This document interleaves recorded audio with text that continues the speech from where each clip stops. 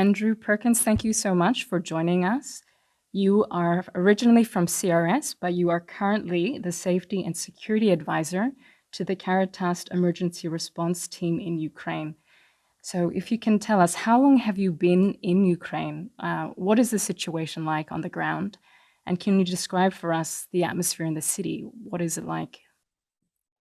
Yeah, so I've been working on the ERST now for about 6 months. But though on this particular visit, I've been in country for about 3 weeks. Kiev itself, at the moment where I'm sat, I'm in the center. If you were to look out the window, sorry, you would see, Kiev looks very normal. Yeah. However, it's kind of a bit misleading because people are going about their business. Yet only earlier on today, the air raid alarms went off. There were missiles being fired towards the city. So we had to go off to the air raid shelter and spend a couple of hours down there. Fortunately, the air defense systems kicked in and shot those missiles down. Also, the other thing is you will see here I have light and heat. It is pretty comfortable. Yet driving into the city yesterday, because missiles had taken out a lot of the power network, we went through very large areas of different neighborhoods where there was just absolutely no power. So no power in the buildings, on the street, no street lightings, no traffic lights. And if you can imagine living in one of the large tower blocks and you live on the 20th floor, and there's not only no heating, but no electricity to power the elevator to get to your apartment, it would be fairly unbearable. So really, it is very sort of dependent on where you live in the city as to what your comfort level is like right at this moment. Right.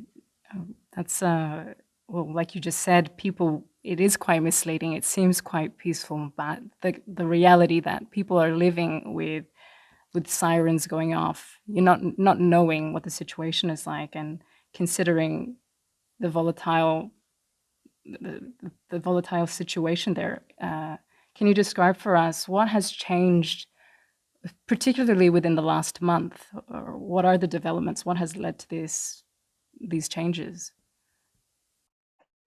It almost, don't forget, we were up in Kiev. We also have Caritas, sort of big presence in, especially for international visitors working out of Kiev and Lviv. And it seemed for the lead up to October that it was actually getting sort of normal. You could live and work in the north with no issues whatsoever. Yeah, you only really had problems if you went towards any contact lines or any contested areas. And that changed on the 10th of October, where there was a very basically a huge missile strike across the country. So about 80 missiles fired into the country at about 20 different locations. At the time, we had visiting staff from 5 different Caritas Internationalis organizations spread across 8 different locations in the country. And because of those missile strikes and the uncertainty that came with that, we actually got those visiting international staff out all within about 29 hours. So that to us was a change in context that has been marked by increased missile strikes, mainly against power infrastructure, but also against the civilian populace, and just greater instability, not really knowing what is going to be the next step. Yeah. So that's been the change in context since the 10th of October. Yesterday, 2 days ago, we had another very large spike in missile strikes. So this time it was about 100 missiles fired into the country.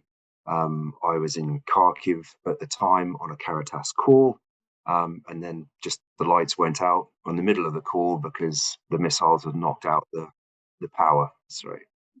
Right. Oh my goodness. So obviously, and considering the situation, humanitarian efforts in the country would definitely be disrupted. Is that correct? You would say that. I mean, it certainly is disruptive to international visitors, but I have been amazed at the resilience of Caritas in Ukraine. Everywhere I go, I meet these inspiring people that will just keep on working all of the time. So as it was, we had the air raid alarm went off when we were in Kharkiv. So we went down to the basement and carried on working, carried on talking, and away they went. They just keep going. And then also, I was down in Zaporizhia and talking to the Caritas Ukraine team there. And a few of the team members were internally displaced from a conflict area in the other part of the country. So they're displaced, they come to another Caritas center and they start work in another Caritas center. So the work is always ongoing, but certainly we have the extra challenges that come from this greater instability at the moment. Once again, Andrew, thank you so much for your time. Do you have any key messages that you would like to share with the Confederation regarding the situation in Ukraine? Okay, I mean, the only other thing I'd like to say is it can sound daunting when, today there was missile strikes on the city. When I was in Kharkiv, there was missile strikes while I was there. There were missile strikes on Zaporizhia as we were driving out of that city, and it sounds terrible. However, what I my job as security is to ensure we get access. Yeah. And I actually, despite this instability, really would like to see greater access by Caritas Europa member organizations to come in here to provide support, work with Caritas Ukraine, and really, assist with programming. So despite this instability and what's been going on since the 10th of October, like I really would like to see, more Caritas international staff coming in to provide support to Ukraine and the Ukrainians. Well, thank you so much for your time and for all your work there in Ukraine. We will leave the interview here. Again, Andrew Perkins, thank you very much. Okay, bye bye. Thank you.